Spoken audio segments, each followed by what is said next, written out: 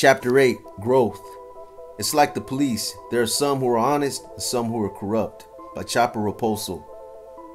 In July 2003, Luis Manny Chopper Raposo of the No Surrender crew was in jail in Laval, north of Montreal, when justice officials approached him with an offer. He had been behind bars for 13 months on drug charges, including conspiracy to buy Viagra and ecstasy, laid as a result of Project Amigo. The deal, he could immediately walk free if he would plead guilty to gangsterism. "I'm not guilty and I'm not going to plead guilty," Chopper told a judge on July 18th. "It's not a crime to go to parties or to go to funerals. Yes, I am a member of the Bandidos, but it's like priests in the Catholic Church. There are some who are pedophiles and others who are not. It's like the police. There are some who are honest and some who are corrupt." By the time Chopper delivered his courtroom lecture, the Crown's case against him was crumbling.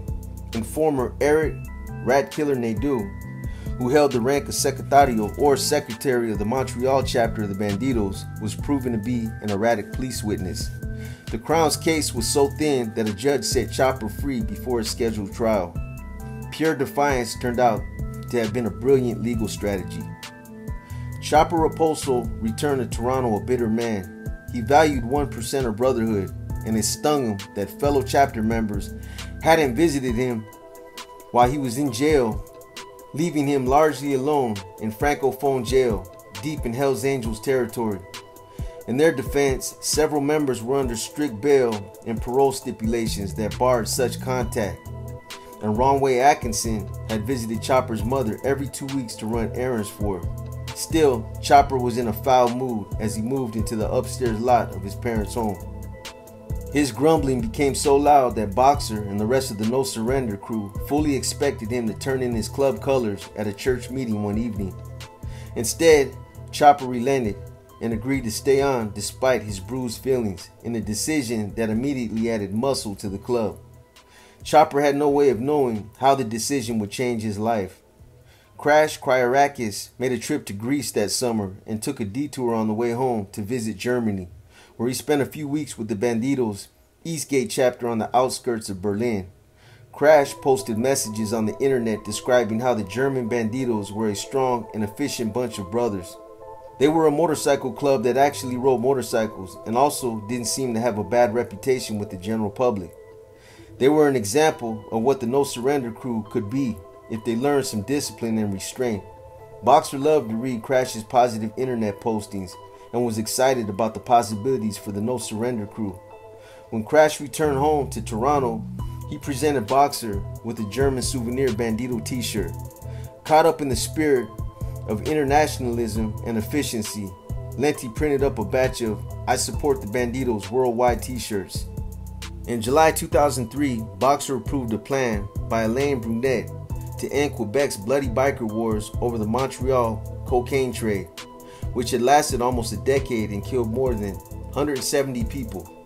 The arrangement with the Hells Angels looked a lot like unconditional surrender. The Bandidos agreed to fold in Quebec altogether in July 2003. In return, the Hells Angels guaranteed that the Bandidos in prison and on the streets could go on living. Although Boxer had agreed with the plan, he was soon dismissing the Quebec Bandidos, who made the deal as cowards. All future expansion would have to be to the west, and Boxer clearly wanted to be the one leading that drive to the Pacific. Members said privately that Boxer didn't understand the pressures of life behind bars for men like Brunet, since he had never been to prison himself. They also worried that Boxer seemed to be changing. He had once been a jovial buddy, but now showed traces of megalomania. Did he think he was doing them all a favor, coming in from Chatham to lead them? Throughout the summer, Boxer continued to bask in his role as National Presidente.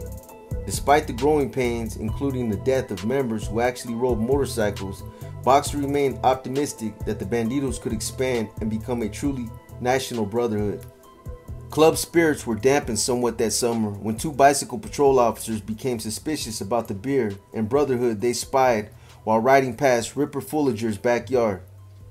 They immediately notified the biker enforcement unit, who crashed the event. From that point on, Ripper's backyard barbecues could only be visited by people without bail or parole stipulations, which put a decided crimp in his guest list. That summer, Crash Cryakis encouraged a biker known as Mr. Clean for his bald pate to shake his dependence on Percodan, a prescription killer that gave him an artificial glow of contentment. Crash's efforts appeared to be going well until Mr. Clean slipped up during a church meeting held in Ripper's home and called Ripper a drunk. Mr. Clean was almost 10 years younger than Boxer, but that didn't stop the president from tattooing Mr. Clean's face with a volley of lefts and rights, making a crisp and sickening whack whack whack sound. Boxer was loyal to Ripper and demanded that others respect the senior biker as well. Once the punches subsided, Mr. Clean fled the church meeting in his truck, never to be seen again. It was painfully clear that Ripper was a man to be respected and Boxer was someone to be feared. Thoughts of the purplish welts on Mr. Clean's face were a reminder to others in the crew of what they might expect if they provoked the wrath of Boxer. In August, records for the central region of the Hells Angels pointed out that the Ontario Angels hadn't agreed to the truce reached in Quebec with the Bandidos. The notes also hinted at possible future tensions in Ontario. At the Canada run, where we received a message that the Bandidos in Quebec were handing in their patches, disbanding, and the members that wanted to stay in the club were told that they could move to Ontario with the blessing of the Hells Angels. We sent back a message that this was not approved by any of us. For his part, Boxer continued to look westward in hopes of expansion, glory, and dues money. In late October, Boxer and a Bandido named Chief flew out to British Columbia, where they met in Surrey with Robert Charles Simpson, who worked in a local motorcycle shop, and a couple of other prospective members. The province seemed ripe for the Bandidos, especially since members in Tacoma and Spokane were close enough to provide support. Then on November 7, 2003, Boxer and a dozen others from the No Surrender crew met with about 8 Edmonton bikers, led by Joey Crazy Horse, at a hotel near the Toronto airport. The topic, again, was moving west. Back on the home front, there was also cause for Boxer to be optimistic. His crew still didn't have a clubhouse to call home, but they were able to wangle permission to meet once a week in the basement of a Greek restaurant in South Riverdale, near the intersection of Broadview Avenue and Queen Street East, in the gaudy shadow of Jilly's Strip Club. The restaurant owner didn't know anything about the outlaw motorcycle clubs, but he did take an instant liking to Crash Cryakis. He seemed like a nice, polite Greek boy. How bad could it have been if his group of friends met once a week in his basement? Though the arrangement was certainly better than continuing to hold random meetings in members' homes, it still paled in comparison to the Hells Angels' fortified downtown clubhouse with its welded steel sculpture by the reinforced front door, a 5-minute drive away. The restaurant's basement, which was musty, poorly lit, and littered with cases of empty beer bottles, food boxes, and old tables and chairs, looked shabbier still compared to the hilltop compound of the Sherbrooke Hells Angels, with its high security, private forest, and welcoming strippers. But it was better than nothing. Perhaps someday in the future, Boxer's crew might have a separate meeting place of its own. In the meantime, there were niggling day-to-day concerns that slowed down the club's quest for expansion. Frank Lethe grumbled about how tough it was to get Christmas cards and red and gold stickers made up. Prices were high and craftsmanship was low. Making things worse, no one seemed to be able to agree on what would make a good Christmas card. It was hard to imagine the nearby Hells Angels in their stylish bunker getting into a flap over a task that should have been simple and fun. One suggestion was that the No Surrender crew could try something that involved having their pictures taken in sombreros, like the ones Pierre Carlito Aragon of the Killer Bees sometimes wore. The Bandidos often sported them when visiting a Mexican restaurant near King Street West and Spadina Avenue in downtown Toronto, and they always seemed to get a laugh. Or perhaps they could try something similar to what Crash's new friends in the Berlin Bandidos had done. They had mailed out Yule greetings that showed club members all dressed in black and looking suitable tough, but tidy in their fat Mexican club colors. In front of them were a pair of naked and fat-free women wearing little more than Santa toques. That November, there was yet another insult when Boxer and a half-dozen No Surrender members went to a downtown Toronto strip club for an afternoon of beer and tabletop entertainment. Once there, they were told they would have to remove their colors or leave the club. Boxer led them away in a huff, grumbling that they would have to take their business elsewhere. A few days later, the insult was compounded when they were heard that the same strip club had let in a party of Hell's Angels wearing full club regalia. Things weren't going so well at their temporary clubhouse either. On one particularly embarrassing day, Bam Bam Salerno skipped out of the restaurant upstairs without paying for a hamburger. Confronted with his deed, Bam Bam turned indignant and insisted he had every intention of settling his tab.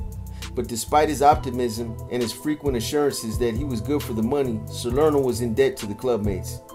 He also owed a mechanic $400 on a clunker of a BMW he'd bought for $2,000. One thing he didn't want was a repeat of the humiliation or being kicked out of the club for 30 days for non-payment of dues. He walked out of finding a real job of his own and not just making money on petty scams like smuggling cigarettes from First Nations reserves, but he always seemed to be saying things like that. It went without saying that it would be difficult to find good, honest work, even if he truly wanted it, because he couldn't stay out of trouble. His criminal record was pockmarked with some 30 convictions, most of them for drug and theft offenses. Still, Bam Bam would say hopefully that all he needed was one employer who wanted his services. All you need is one spot, he told a friend. Working in an office as another drone in the workforce sometimes didn't sound so bad. He confided that he was even willing to cut his hair and shave his beard if that was what it took to get him employed. That a member of the No Surrender crew would have to contemplate a civilian job to pay off the debts he had incurred as a biker is some indication of the Toronto Bandidos' success as criminals. There was no stronger constant in Bam Bam's life than the support of his wife, Stephanie. There had been a time when Bam Bam was so fat that he wheezed when he walked, like Big Paul Sinopoli, but Stephanie had quietly enlisted the portly biker in the Jenny Craig weight loss program. Now there was just a little jiggle to his gait, and Bam Bam was a happier man for it. And while Bam Bam waited for his big break, he cleaned and cooked and fretted in the spacious Oakville home paid for by Stephanie, who ran a beauty salon.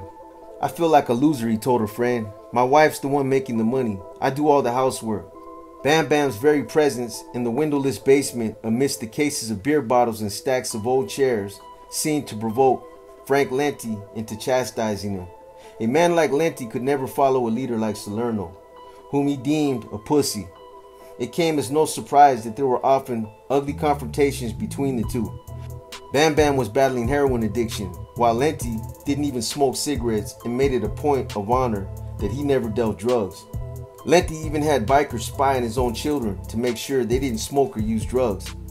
Lenti once confronted Bam Bam about a Baston tattoo he saw on Salerno's arm. Lenti considered that his own personal marker. He never got tired of pointing at the tattoo on his own arm and joking, "I always have something up my sleeve." Here was Bam Bam cutting on his brand by getting the same tattoo. Lenti gave Salerno a day to do something about it, or he would personally and roughly remove the ink for him. Bam Bam foolishly ignored the threat and suffered a beating. Soon afterwards, the tattoo was gone. At another meeting, Lenti confronted Bam Bam about a rumor that Bam Bam was speaking to the police.